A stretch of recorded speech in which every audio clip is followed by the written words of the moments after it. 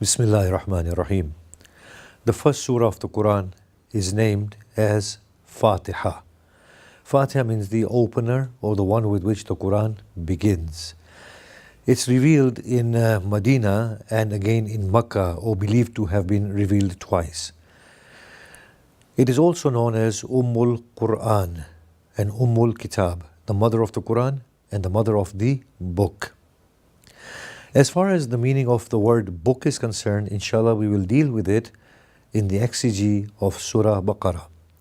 But the reason why it is called the means that it is a place from whence the whole of the meaning of the Quran can be derived in a nutshell, or that it is in an embryonic fashion the full Quran. And we will see that in just a moment. It is also known as Sab'a Mathani, the 7 often repeated verses. The verse of the Quran says, وَلَقَدْ آتَيْنَاكَ سَبْعًا مِنَ الْمَثَانِ وَالْقُرْآنَ الْعَظِيمِ. Indeed, we have given you the 7 Mathani and the Grand Quran. So here the Prophet said that I have been given the Quran on the one hand, which is Azim, and I have been given the 7 Mathani. And I am the only Prophet who has been individuated by this gift that Allah subhanahu wa ta'ala, in addition to the revelation, has given something uniquely for myself. It is a surah, as the Mufassirin says, in which Allah subhanahu wa ta'ala dictates to His devotees as to how to approach Him and how to praise Him. And in that we see that the first part is an intellectual acknowledgement that everything that is out there in the creation of God, it's a design that is worthy of praise. Now, even though the devotee may just repeat this without an understanding of what they are saying, but this verse is actually there to generate that genuine inquiry into the workings of nature and into the arrival of the understanding that waqan, that truthfully and in all honesty, it is working to the best that it could, and it's a best possible design.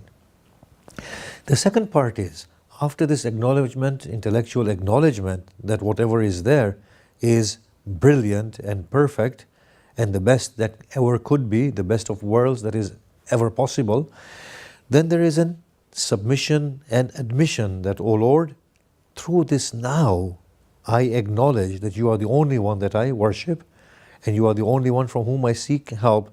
And even if I were to seek help from anybody else, it is actually seeking help from you.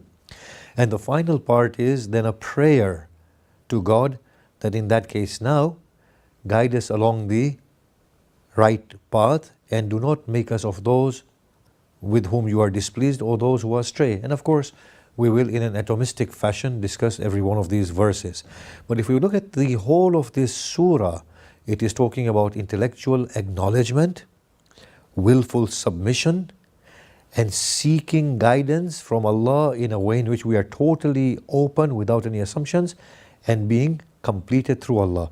And that is the message of the whole of the Quran, an intellectual appreciation of nature, exploration of nature, acknowledgement of the unity of God, only serving God, submitting to Him and allowing Him to create us and recreate us, fashion us, refashion us, mold us, remold us, and bring us to our completion. And that seems to be the purpose of existence, and that seems to be the whole message of the entirety of the revelation, which is known as the Quran or Torah or Injil or the Suhuf of Ibrahim and Suhuf of Nabi Nuh, and the communication of every saint that has come.